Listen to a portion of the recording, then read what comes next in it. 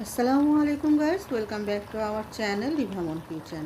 আজকে যে রেসিপিটি করব সেটি হচ্ছে ডক্টর জাহাঙ্গীর কবিরের কিটো ডায়েটের একটি রেসিপি দেখাবো। এটা হচ্ছে লাঞ্চের একটি রেসিপি দেখাবো। তো আমি প্রায় চেষ্টা করি ডক্টর জাহাঙ্গীর কবিরের কিটো ডায়েটটি ফলো করার জন্য। তো চলুন রেসিপিটি কীভাবে করি তা দেখে নিই। এর জন্য এখানে আমি একটু পেঁয়াজ কুচি, আদা কুচি আর রসুন কুচি হালকা হচ্ছে আপনার অলিভ অয়েলে ভেজে নিয়েছি। তারপর এখানে চিকেনটাকে আপনার 1 থেকে 3 মিনিটের মতো ভেজে নেব।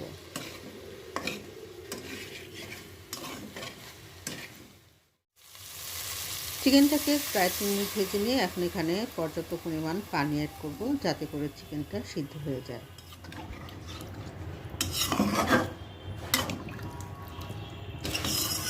এখানে প্রায় 4 কাপ পানি অ্যাড করলাম। তো পানিটা দিয়ে একটু ভালোভাবে বলক তুলে নেব। আর আপনারা চাইলে এটা কিন্তু সরিষার তেল দিয়েও করতে পারেন। তো আমি এটা অলিভ অয়েল দিয়ে করলাম, আর বাটার দিয়ে করতে পারবেন, তবে সেটা কিন্তু আপনার অবশ্যই ঘরে তৈরি করা বাটার হতে হবে। এটাকে এখন ঢেকে তারপর হচ্ছে বলক তুলে নেব ভালোভাবে। আর যেহেতু কিটো ডায়েটের রেসিপি, সেই অনুযায়ী কিন্তু সেই ক্ষেত্রে কিন্তু আপনাদের অবশ্যই পিঙ্ক সল্টটা ইউজ করতে হবে। যে আমি এটা হিমালয়ের পিঙ্ক সল্টটা ইউজ করেছি। এই তো ভালো মতো কিন্তু বলক আসছে, আর মোটামুটি গোস্তটাও কিন্তু সিদ্ধ হয়ে আসছে।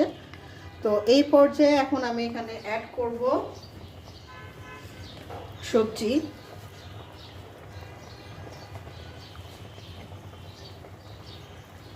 দিচ্ছি ব্রকলি। আমি আজকে এটা শুধু ব্রকলি দিয়ে করব। এখানে আপনারা কিন্তু ফুলকপিটাও অ্যাড করতে পারেন। ফুলকপি, ব্রকলি, তারপর হচ্ছে কাঁচা পেঁপে, এটাও অ্যাড করতে পারেন। তো আমি আজকে শুধু ব্রকলিটাই অ্যাড করছি।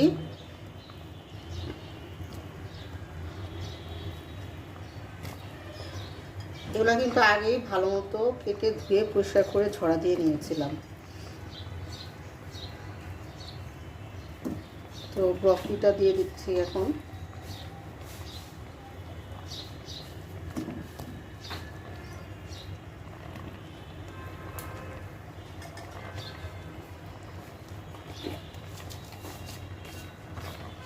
আরও কিছুটা পিঙ্ক সল্ট অ্যাড করলাম।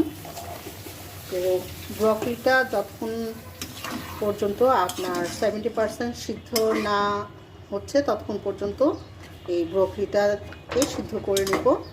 আর এটা এখন চুলার ফ্লেমটা একটু হাই হিটে দিয়ে তারপর হচ্ছে আপনার ঢেকে সিদ্ধ করে নেব। এরপরে আরও কিছু ইনগ্রেডিয়েন্টস অ্যাড করব একের পর এক।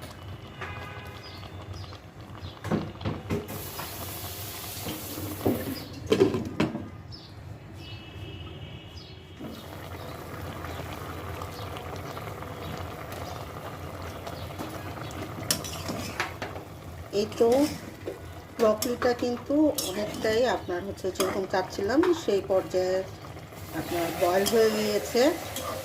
তো এখন এখানে দেব হচ্ছে একটু চিলি ফ্লেক্স। একটু ঝাল খেতে ভালো লাগে, তাই একটু চিলি ফ্লেক্স। আপনারা এটা অ্যাভয়েড করতে পারেন।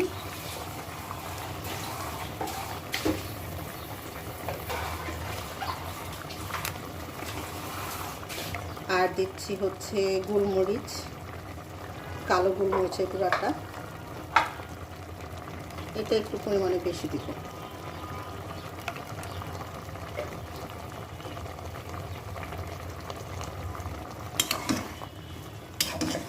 এখানে কিন্তু আদাটা আমি কুচি করে দিয়েছি, আর হচ্ছে রসুনটাও কুচি করে দিয়েছি। এখানে আর কোনো ধরনের পেস্ট ব্যবহার করি নাই, কোনো মশলার পেস্ট ব্যবহার করি নাই। আর এখন দিয়ে দিচ্ছি হচ্ছে ক্যাবেজ। এই তো আমি এটা পার্পল কালারের ক্যাবেজটা দিলাম আজকে। এখানে আপনারা দেশি ক্যাবেজটাও কিন্তু ইউজ করতে পারেন। ক্যাবেজটা দিয়ে একটু নেড়ে চেড়ে নিলাম।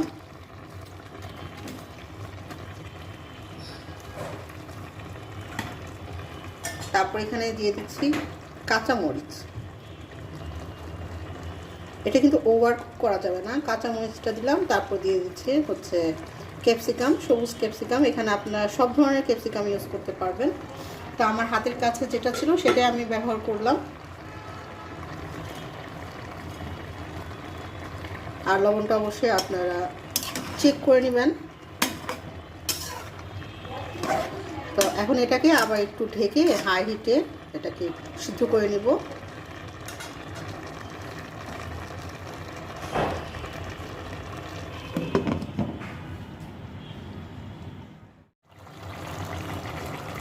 আর এখন এখানে অ্যাড করছি হচ্ছে আপনার লেটুস পাতা আর হচ্ছে চায়না পাতা যেটা সেটা।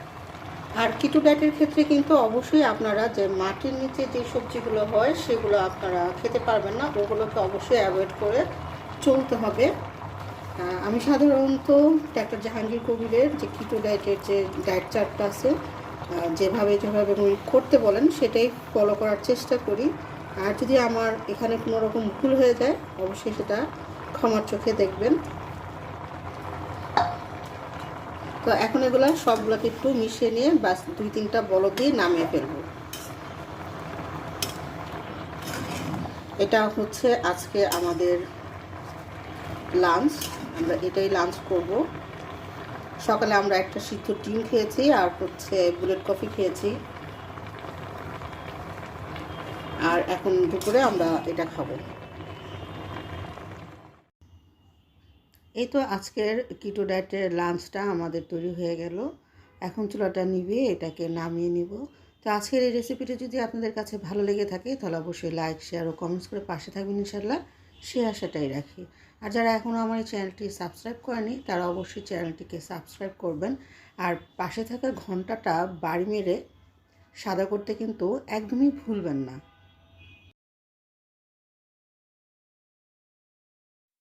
এই তো খুব সহজেই কিন্তু কিটো ডায়েটের লাঞ্চটা তৈরি হয়ে গেল। আর আপনারা যদি এখানে চিকেনটা ইউজ করতে না চান সেক্ষেত্রে কোনো সমস্যা নেই, চিকেন ছাড়াও কিন্তু আপনারা এই রেসিপিটি তৈরি করতে পারবেন। আর আমি কয়েকটা চেরি টমেটো দিয়ে এটাকে গার্নিশ করে নিয়েছি। আর এই টমেটোটাও কিন্তু আমার নিজ হাতে লাগানো সেই গাছেরই টমেটো। তো আজ এখানেই বিদায় নেব। আপনারা সবাই ভালো থাকুন, সুস্থ থাকুন এবং নিরাপদেই থাকুন। আল্লাহ হাফেজ।